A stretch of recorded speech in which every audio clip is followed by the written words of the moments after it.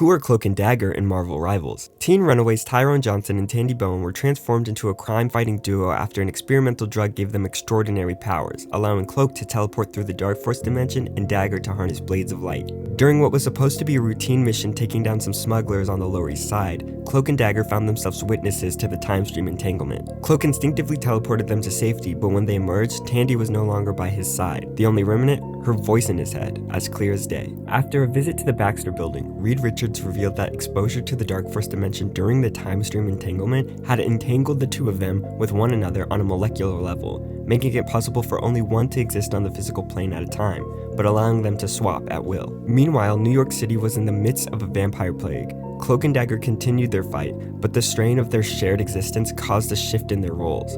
When Dagger was on the physical plane, she grew aggressive, and Cloak became more merciful. When Reed presented them with the portable TRD, a smaller version of the time stream reintegration device, he promised it could undo Cloak and Dagger's entanglement. Going against Ty's aversions in her head, Tandy agreed on behalf of both of them. Reed used the device to separate them, warning that teleportation together could recreate the conditions of their initial accident and revert them back to their fused state. Soon after, vampires ambushed the duo on a ferry near Battery Park. Tandy, overwhelmed and cornered, begged Ty not to teleport her, fearing re-entanglement. But faced with losing her, Cloak made the sacrifice and teleported them both to safety. The process saved Tandy, but entangled the duo once again. As their story continues, Cloak and Dagger are ready to face whatever comes their way, by themselves, but never alone.